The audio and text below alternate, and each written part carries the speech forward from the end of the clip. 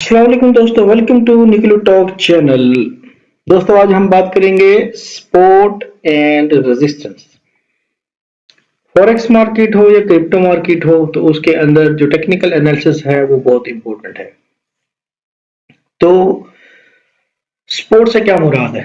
Support का मतलब simply हम कह सकते हैं कि एक सहारा, कि जब कोई चीज गिर रही होती है तो उसको किस मकाम पे जाके सहारा मिलता है, उसको हम कहते हैं सपोर्ट। और इसी तरह अगर कोई चीज तरक्की कर रही है, ऊपर की तरफ जा रही है, तो उसके रास्ते में जो रुकावट आती है उसको हम कहते हैं रेजिस्टेंस। तो दोस्तों आज का ये जबरदस्त टॉपिक है और ट्रेडर्स के लिए इंतहाई मुफीद और कारआमद आने वाला टॉपिक है। तो इस वीडियो को मुकम्मल तवज्जो के साथ देखें तो आपको बहुत मजा भी आएगा और आपके लिए बहुत पावरफुल टूल भी साबित होगा। दोस्तों अब मैं आपको थोड़े से और तरीके से समझाता हूँ। Basically support and resistance are the key points are junctions where the two forces supply force and demand force are meet. ऐसे जंक्शंस और ऐसे पॉइंट्स जहाँ पे सप्लाई और डिमांड की फोर्सेस आपस में टकराती हैं, ऐसे पॉइंट्स और जंक्शंस को हम कहते हैं सपोर्ट एंड रेजिस्टेंस।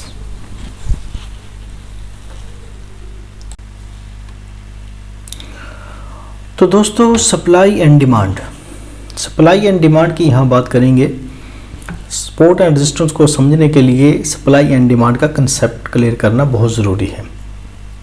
तो अगर हम यहाँ पे देखें कि अगर किसी चीज़ की सप्लाई और डिमांड में तवाज़न है, बैलेंस्ड है, तो इसका मतलब ये है कि चीज़ एक सिस्टमेटिकली एक प्रोसेस में एक लाइन के अंदर चल रही है। लेकिन अगर इनके अंदर बिगाड़ आता है, यानी कि सप्लाई ज़्यादा होती है या डिमांड ज़्यादा होती है, या सप्लाई कम होती है या डिमांड कम होती है, तो फिर मार्केट की जो सूरत हाल होगी वो डिफरेंट हो जाएगी। मिसाल के तौर पे अगर हम आम तौर पे देखें, रोज़मर्रा की ज़िंदगी, ज़रूरियात ज़िंदगी पे अगर हम नज़र डालें तो किसी भी चीज़ की जब डिमांड बढ़ जाती है तो उसकी कीमत में इजाफ़ा हो जाता है। इसी तरह जब किसी भी चीज़ की सप्लाई में इजाफ़ा हो जाता है, एक चीज़ मार्केट के अंदर बहुत ज़्यादा आ जाती है, तो उसकी जो कीमत है वो कम हो जाती है, क्योंकि वो चीज़ आम हो जाती है, इसलिए उसका रेट कम हो जाता है। और अगर कोई चीज़ की सप्लाई कम हो जाए तो उसकी डिमांड ऑटोमेटिक बढ़ जाती है, फिर वो चीज़ हमें महंगे दामों ख़रीदना पड़ती है। तो दोस्तों ये है सप्लाई और डिमांड का एक असूल।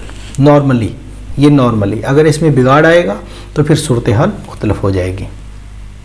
तो दोस्तों अब हम आ जाते हैं चार्ट के ऊपर। हम देखते हैं कि सपोर्ट एरिया कौन सा है, रेजिस्टेंस एरिया कौन सा है और ये कैसे काम करती हैं। तो दोस्तों यहाँ पे अगर हम देखें तो प्राइस ये ऊपर की तरफ से नीचे आ रही है, तो इसका मतलब है कि यहाँ पे जो प्राइस ने स्टे किया है, यहाँ पे प्राइस नीचे गिरना मज़ीद रुक गई है। तो इसकी क्या वजह है? तो दोस्तों सीधी सी बात है कि यहाँ पे जो है ना, बायर्स बैठे हैं और बायर्स इस वक्त सेलर के ऊपर हैवी हो गए हैं। तो ये हमारा सपोर्ट एरिया है कि यहाँ से प्राइस मज़ीद नीचे नहीं गई। और एक सवाल ये पैदा होता है कि बायर्स यहाँ पे इस जगह क्यों बैठे हैं।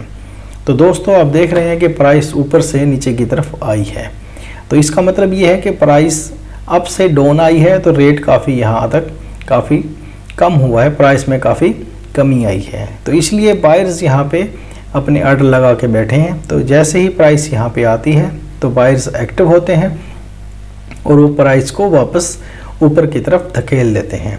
तो दोस्तों ये जो एरिया है ये है रेजिस्टेंस एरिया। यहाँ पे सेलर्स बैठे हैं, तो सेलर्स यहाँ पे मार्केट को मज़ीद ऊपर की तरफ नहीं जाने देते और वो सेल करना शुरू कर देते हैं और मार्केट इस तरह वापस नीचे आना शुरू हो जाती है। और फिर वहीं आके उसी एरिया में जहाँ पे बायर स्ट्रॉन्ग थे, तो यहाँ से मार्केट कुछ ऊपर की तरफ मूवमेंट करती है, लेकिन सेलर्स अपनी सेलिंग जारी रखते हैं और जिसकी वजह से मार्केट इस सपोर्ट को तोड़ देते हैं और नीचे की तरफ आ जाती है। तो दोस्तों ऐसी जगह जहाँ पे प्राइस आके रुकती है और वापस ऊपर की तरफ मूवमेंट करती है, तो वो जो एरिया है उसको हम कहते हैं सपोर्ट एरिया। और ऐसा एरिया जिस पे सेलर्स हैवी हो जाते हैं, जहाँ जाके प्राइस को मज़ीद ऊपर नहीं जाने देते, तो यहाँ पे सेलिंग जिस जोन में बहुत ज़्यादा हो जाती है और प्राइस नीचे की तरफ आ जाती है, तो इसको हम कहते हैं रेजिस्टेंस का एरिया। तो दोस्तों ये है हमारी सपोर्ट और ये है रेजिस्टेंस। तो सम टाइम क्या होता है कि जो सपोर्ट होती है वो रेजिस्टेंस बन जाती है और जो रेजिस्टेंस होती है वो सपोर्ट बन जाती है। मिसाल के तौर पे जब ये प्राइस यहाँ नीचे की तरफ आई है और फिर ये ऊपर की तरफ मूवमेंट कर रही है, तो ये एज ए रेजिस्टेंस एक्ट कर सकती है। तो इसी तरह जो रेजिस्टेंस है वो एज ए सपोर्ट रिएक्ट कर सकती है। यहाँ से ये देखें प्राइस वापस ये नीचे आई है, यहाँ पे सेलर्स हैवी थे, प्राइस नहीं रुक सके, अगर यहाँ पे बायर्स हैवी हो जाते तो ये एज ए सपोर्ट काम करती।